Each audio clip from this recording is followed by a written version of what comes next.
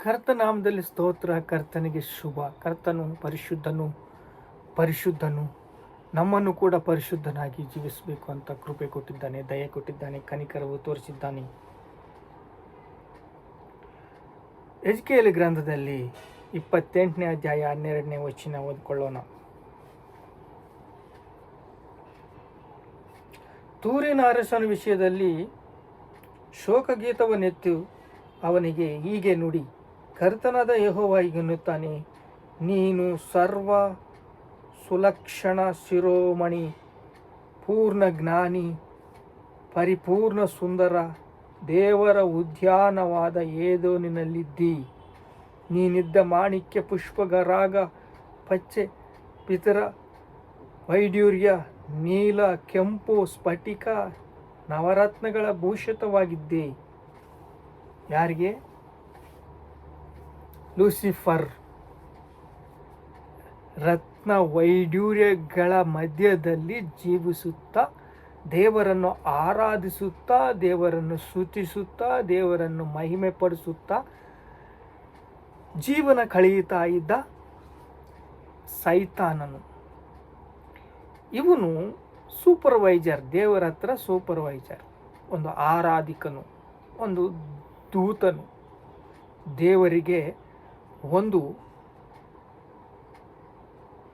ಸೈನ್ಯವನ್ನು ನಡೆಸುವನು. ಅವನ ಕೆಳಗಡೆ ಸೈನ್ಯಾಧಿಪತಿ ಇದ್ರು.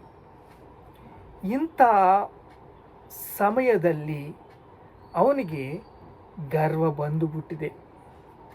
ಆ ಗರ್ವದಲ್ಲಿ ಅವನು ತಾಳಕ್ಕೆ ಆಗ್ತಾ ಇಲ್ಲ. ಎಂಥ ಗರ್ವ ಅಂದರೆ, ಈ ಭೂಮಿಯಲ್ಲಿ ನಾನೇ ರಾಜನಾಗಿರಬೇಕು.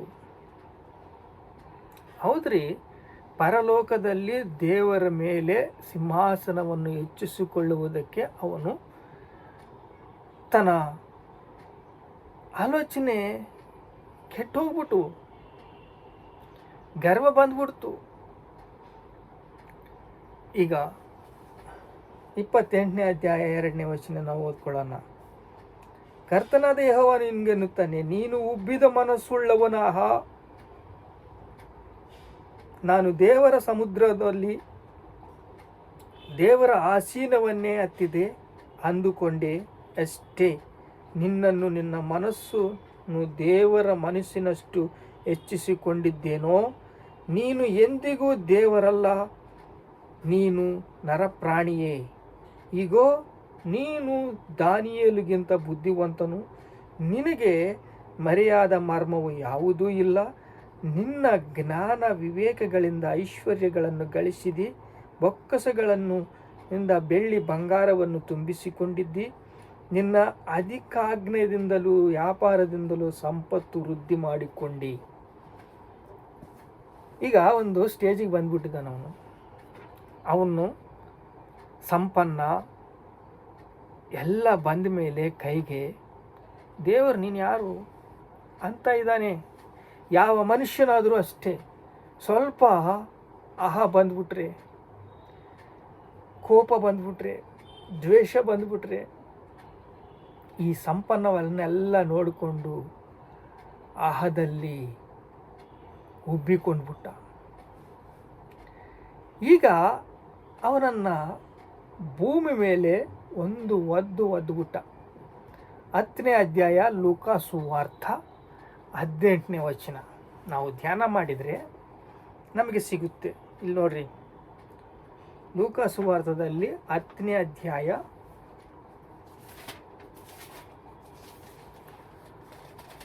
18ನೇ ವಚನ.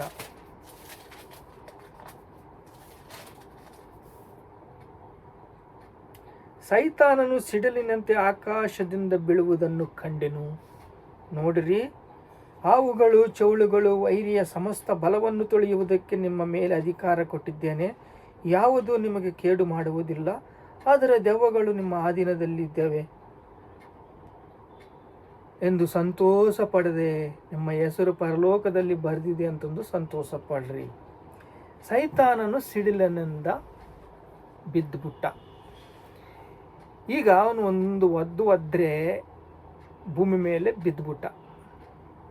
ಭೂಮಿ ಮೇಲೆ ಎಲ್ಲರನ್ನು ನಾಶನ ಮಾಡ್ತಾ ಇದ್ದಾನೆ. ಸುಳ್ಳು, ತಂಬಾಕ, ಡ್ರಗ್ಸು, ಮೋಸ ಎಲ್ಲ ಮಂಕು ಮಾಡಿಬಿಟ್ಟ. ಎಲ್ಲ ಮನುಷ್ಯರನ್ನು ಮಂಕು ಮಾಡಿಬಿಟ್ಟ.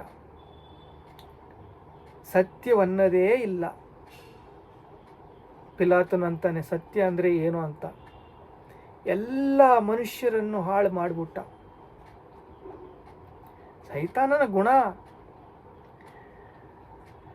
ಅಲ್ಲಿ ಏದೇನು ವನದಲ್ಲಿ ನಾವು ಹೋದರೆ, ಆದಾವು ಅವ್ವ ಆದಿಕಾಂಡದಲ್ಲಿ ಹೋದರೆ, ಜೀವವೃಕ್ಷ ಯೇಸು ಕ್ರಿಸ್ತನಿಗೆ ಕನೆಕ್ಟ್ ಆಗುತ್ತೆ.